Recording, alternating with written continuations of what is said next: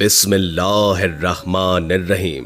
ناظرین، آج کی ویڈیو میں ہم آپ کو 7 جوان بہنوں اور کتے کے قصے کے بارے میں بتائیں گے، اس لیے ویڈیو کو آخر تک لازماً دیکھیے گا۔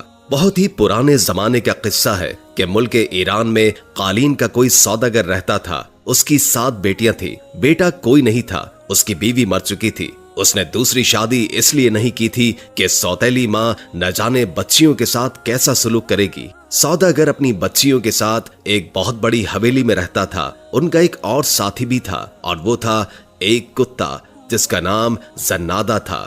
زنادہ سب سے چھوٹی بہن عائشہ کا لاڈلا تھا۔ اس نے اسے پال پوس کر بڑا کیا۔ عائشہ اسے کھانا کھلاتی، اس کو پلاتی اور نہلاتی اور اس کے ساتھ کھیلتی تھی۔ وہ زنادہ سے اس طرح باتیں کرتی تھی جیسے وہ کسی انسان سے بات کر رہی ہو۔ زنادہ اصل میں کتا نہیں تھا بلکہ وہ ایک جن تھا، اور جن بھی خوش مزاج اور انسانوں سے محبت کرنے والا تھا۔ بس دل بہلانے کے لیے وہ کتے کی شکل میں سوداگر کے گھر میں رہنے لگا تھا۔ سوداگر ہر روز صبح سویرے بازار جا کر اپنی دکان کھولتا، قالین باہر نکالتا اور سجا کر رکھ دیتا۔ دوپہر کو کھانا کھانے کے لیے گھر آتا تھا اور پھر دکان پر چلا جاتا اور شام تک دکان پر ہی مصروف رہتا تھا۔ اس کی زندگی اسی طریقے سے گزر رہی تھی۔ ایک روز دکان سے واپسی پر وہ مسجد کے سامنے سے گزر رہا تھا کہ اسے ایک آواز سنائی دی، اے مسلمانوں، خدا کو یاد کرو، صرف وہی بھروسے کے قابل ہے۔ اے گناہگارو، خدا سب کچھ دیکھتا ہے، اسی کی تعریف کرو۔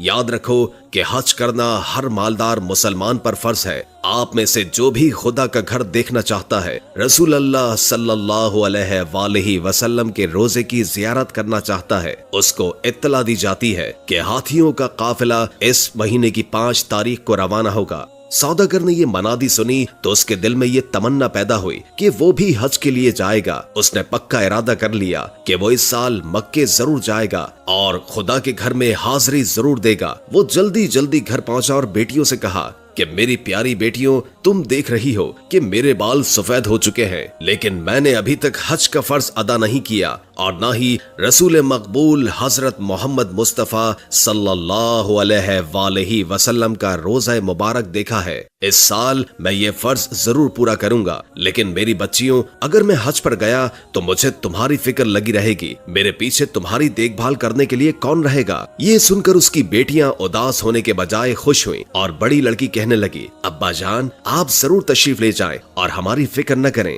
زنادہ ہماری حفاظت کرے گا۔ عائشہ نے بھی باپ کو تسلی دی۔ لڑکیوں نے خوشی خوشی باپ کا سامان باندھا اور کھانے پینے کی چیزیں پکا کر اس کے ساتھ رکھ دیں۔ کچھ چیزیں کچی بھی باندھ دیں تاکہ باپ کو لمبے سفر میں کسی قسم کی تکلیف کا سامنا نہ ہو۔ اس زمانے میں ایران سے مکے جانے اور واپس آنے میں 1 سال لگ جاتا تھا۔ سوداگر نے اپنی بیٹیوں کے لیے سال بھر کے کھانے پینے کا سامان گھر میں ڈال دیا، ضرورت کی ہر چیز خرید کر دے دی تاکہ لڑکیوں کو کسی قسم کی تنگی نہ ہو۔ پھر اس نے انہیں نصیحت کرتے ہوئے کہا، گھر سے باہر قدم نہیں رکھنا، کوئی بھی آئے دروازہ ہرگز نہیں کھولنا، جب تک آپ نہیں آئیں گے ہم دروازہ نہیں کھولیں گے۔ لڑکیوں نے اپنے باپ سے وعدہ کیا۔ سوداگر نے بیٹیوں کو گلے لگا کر ان کو پیار کیا اور پھر انہیں خدا کے حوالے کر کے حج پر روانہ ہوا۔ اسے یقین تھا کہ زنادہ کی موجودگی میں گھر کے اندر داخل ہونے کی کوئی بھی جرات نہیں کرے گا۔ لڑکیوں نے دروازے کو اچھی طرح بند کیا اور حویلی میں آرام سے رہنے لگی۔ زنادہ ان کے ساتھ تھا، وہ سارا دن صحن میں ان کے ساتھ کھیلتا تھا اور رات کو عائشہ کے پاس سو جاتا۔ کئی ہفتے اسی طرح گزر گئے۔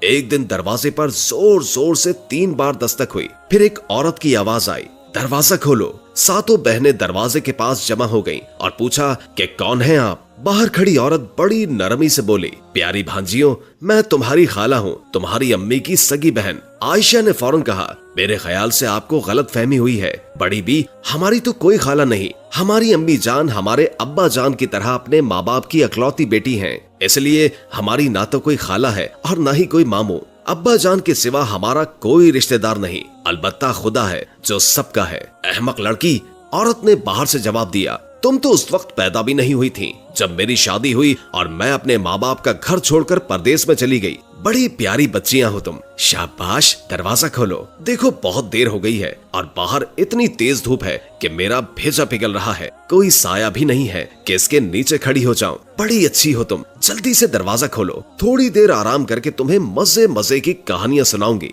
दूसरे मुल्कों के बारे में बताऊंगी, तुम्हारी अम्मी और नानी के बारे में बताऊंगी। बहनों ने एक दूसरे की तरफ देखा और फिर मशवरा करने लगी। नहीं, हरगिज नहीं, आयशा ने कहा, खुदा के वास्ते दरवाजा न खोलना। मुझे यकीन है कि ये औरत हमारी खाला नहीं है। अगर ये सचमुच हमारी खाला है तो भी हमें दरवाजा नहीं खोलना चाहिए, क्योंकि अब्बा जान ने सख्ती से मना किया था। और आप ये भी जानती हैं कि जो अपने माँ बाप का कहना नहीं मानते वो बड़े बदनसीब होते हैं। जन्नादा पास ही खड़ा था, वो एकदम भौंकने लगा। यानी मैं जन्नादा हूँ, आप सबका रखवाला हूँ। जो कोई भी आपको नुकसान पहुँचाएगा मैं उसकी बोटियां कर दूंगा। कुत्ते की आवाज सुनकर नकली खाला वहां से खिसकती हुई बोली, कितनी गंदी बू आ रही है इस कुत्ते से। जन्नादा जिन था, इसलिए वो बुढ़िया की आवाज से ही समझ गया कि वो कौन है। असल में वो चुड़ैल थी। जन्नादा को मालूम था कि वो बच्चियों को खाने के लिए आई है, और चुड़ैल भी ये जानती थी कि जब तक ये जिन